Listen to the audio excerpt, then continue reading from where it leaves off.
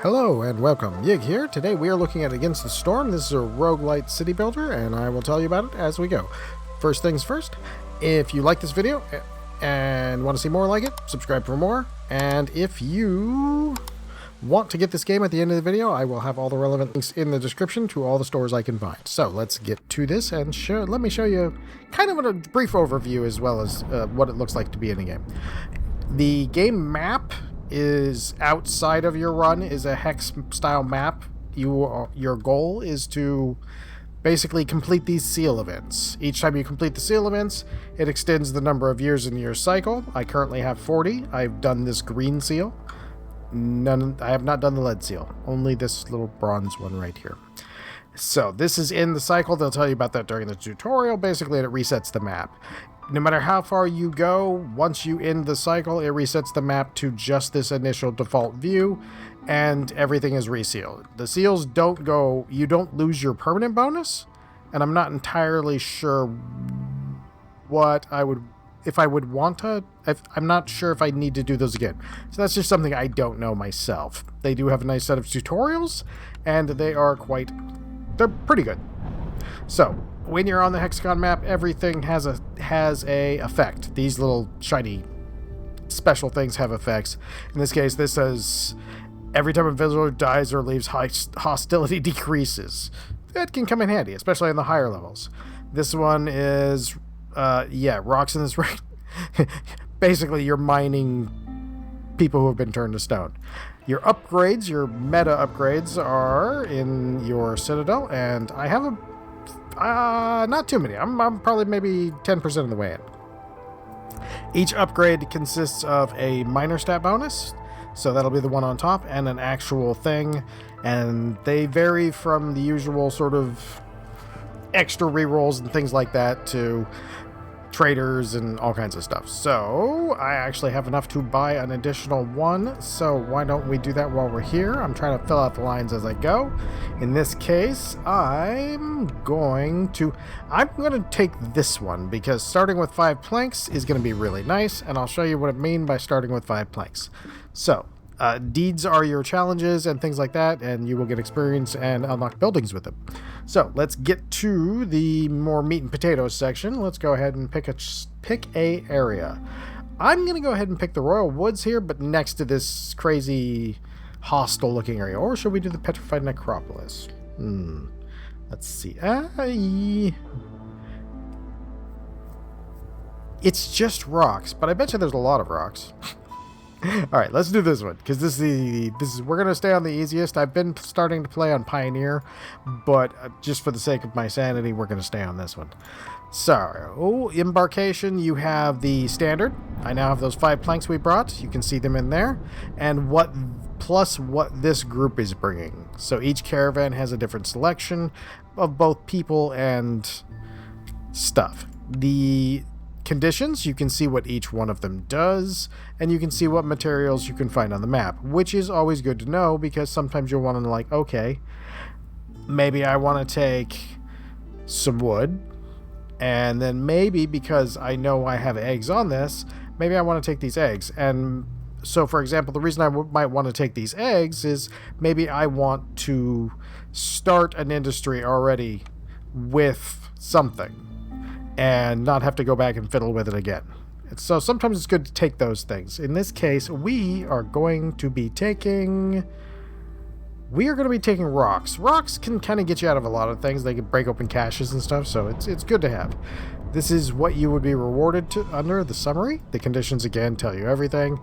Our summary is this is my length. I need to gain 12 reputation before the queen gets 4 points of impatience. I am going to take this group right here. No, maybe, I don't know. Like, these two races are kind of hard. This race is really good early. This race is also really good early. But they both are not super happy races. Let's put it that way. So let's embark with this. All right, and like I said, we'll play the first 5 to 10 minutes, and then I'll jump in a little bit later so you can see what it looks like during the middle of the game. And that way you have a better idea of what's going on and kind of how the thing works. You start every game with, I'm just going to real quick, you want to get out a woodcutter The woodcutter is basically it's your lifeblood in this game. That's the best way I can put that. Mushrooms, you can click on the node for the resource, and it'll show you the buildings, but not only will it show you the buildings, you can click them, and it will build them. This is your warehouse. You cannot move it. This is the main warehouse, and this is your original hearth, and again, you cannot move it. We have harpies, so we're going to shove them in here. Harpies give you 5 global carrying capacity increase, which basically doubles everybody. The lizards give you extra resolve, which is this number down here, and sometimes I'll change them out during the storm. So we know those things are happening, so let me see. The first cup thing, we're going to kind of look at the first year. First year, one of the first things I will do is I'll just start making some roads.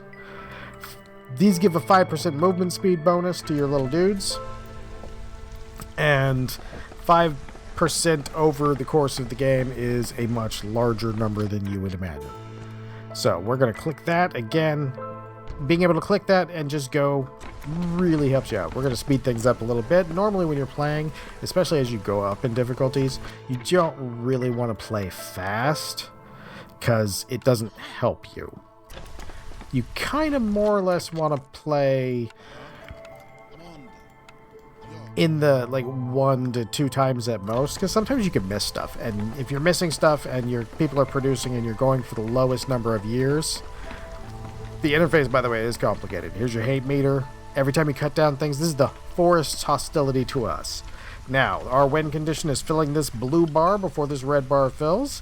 There's a shiny here that I will explain in just a brief moment. All right, do we have any? We only have 1 harpy. Okay, so we're going to put 1 human in here. All right, now here's cornerstones. Cornerstones are basically game-changing things. They can be super powerful or they can be meh. In this case, all of these are they're all good. They're all really good. Like, this is great if you know you're going to be producing flour. I'm going to go ahead and grab this one. So when we crack into these glades, we will get bonus villagers from it. Oh, interesting. I am just surrounded by the small ones. Small glades give a large amount of hate for opening them from here, but they don't necessarily have the best rewards. So it's often better to kind of limit yourself to how many of them you're going to open. I open altogether too many, constantly. So we want housing. Now, those boards that we took are amazing because I'm going to be able to get this piece of housing out instantly. And that piece of housing houses a lot of people. This right down here that's flashing, I'm not ignoring it intentionally. I wanted to get a cornerstone, and I wanted this. These are your building selections. These are randomized each time. And then these are orders. The reason I haven't opened these was because I was waiting for that cornerstone and the orders so I could see what they are. They have objectives, and for each objective, I know that I want to know that I can do it. So that's what playing to win is going to be, because we want to play this to win. You playing to win rather than playing to make the prettiest city. So we know we can do this. I don't know if we can do this. So knowing that we can sell more than 8 in our trading, and I'll show you that in a moment, we'll pick that one. So this one wants me to have 6 lizards. We currently have 2. We know we will gain them, and it's going to give me an upgraded camp. So again, I'll take that one because I know I can get it done. Each one of these ones down here is one of these blue bars. That's how.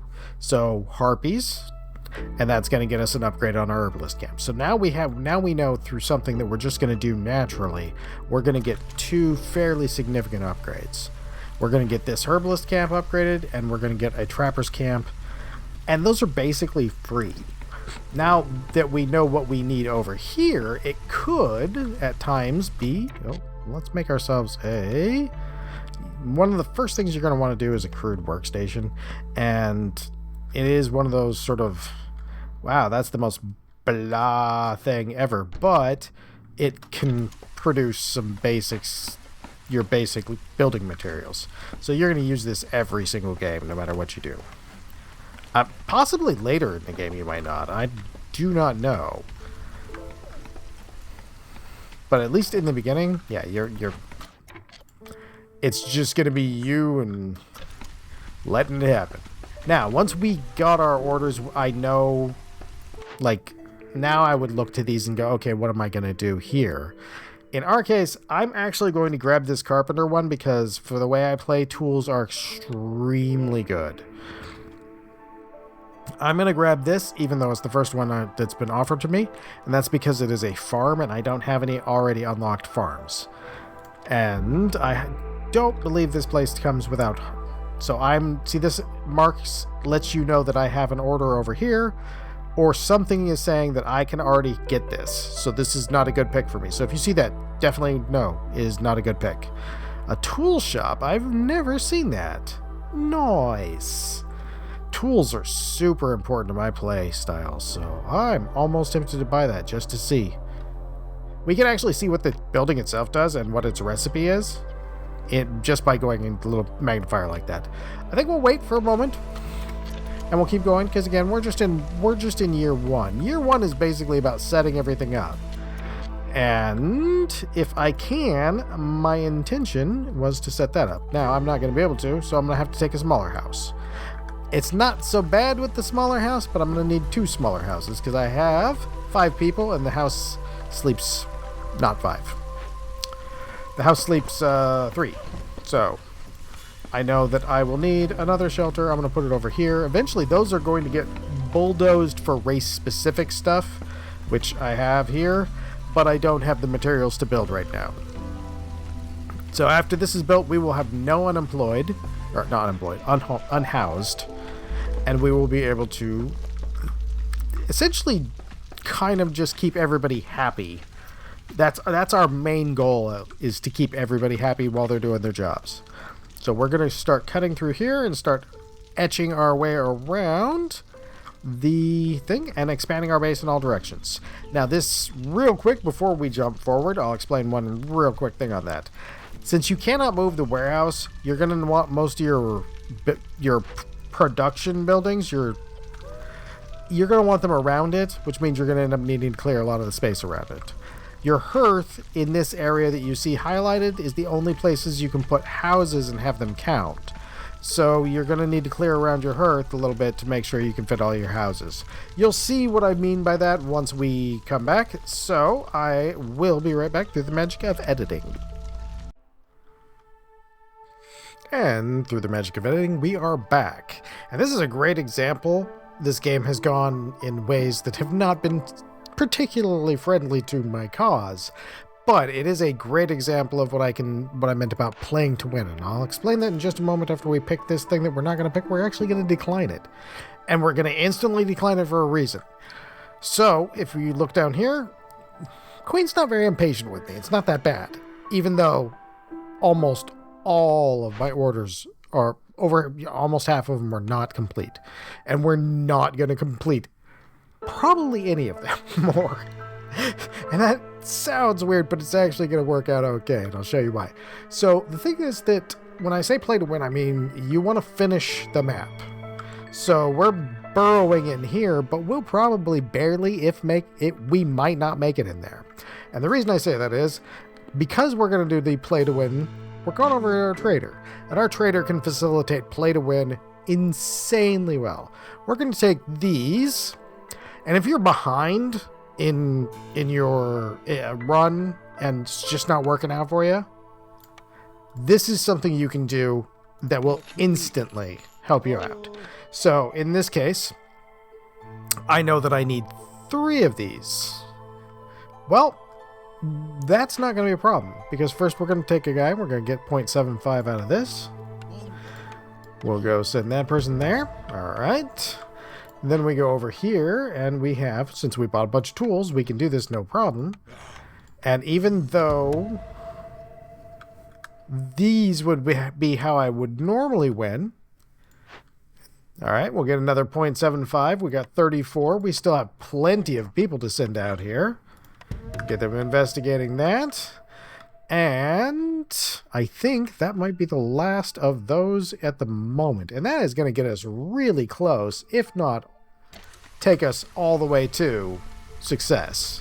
So basically the idea in here is that, yeah, you're playing a city builder, kind of, but a lot of what you're doing is just playing within these cycles. And if you're playing within these cycles, you're going to win eventually, even if by accident. Let's go ahead and do this. Now, I'm going to do this because if I'm lucky, I'll get... If I'm unlucky, I can always get it through here. And that sounds weird when I'm saying if I'm unlucky because I find stuff. Ooh, tempting to buy that. Because that would mean I wouldn't really have to do anything. No, that's fine. Oh, harpy died. Oh, by the way, I found... Here's one of the best upgrades you can get, and it sounds awful. I got an upgrade in my cornerstones, and it shows me what's in the glade. But as soon as I open the glade, one of my people dies. So, alright, here we are. Half a point. So we know we can send them in here, and that's 2 more. And then just in case, we'll go right ahead and send 2 people over to this one. And this is sort of your secondary, or we can even finish a contract now because of the trading we just did. So now it's even easier. We're going to just be completed here any moment now. And that's what I meant about, like, I don't have to fiddle with power lines and things like that, distribution centers, flow of traffic. But what I do get is the fun part of building a village that is a temporary thing that I know is going to get erased. And boom, we have done it. That's what I meant about playing to win, though, is that you can often find your victory condition. Your victory condition is this, not an organized, tidy village. So you don't need to have an organized, tidy village to complete this. You just need to follow what's going to give you blue bar and hopefully do more of these than I was able to this time. And we'll head back to the world map. And this is basically the thing I get out of Against the Storm is I get that it scratches the builder itch, but it doesn't force me to go down and, like, I'm not having to look at a wiki and all that stuff. And if we look here, one of our little hex map items gave us royal reserves. So those are pretty normal. I usually choose supply package because I like it best. An extra 4 embarkation points.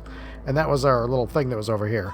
An extra 4 embarkation points tends to work really well.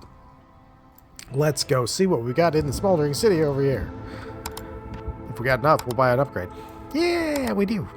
So, our upgrade choices, I'm just filling them up and moving them up. Unlock the ability. Let's do that. I'll do that. So now I'll be able to upgrade my mines, and hopefully they'll produce a little better. This is the most basic. I'm not good at this game. Don't take these things as, you should do this.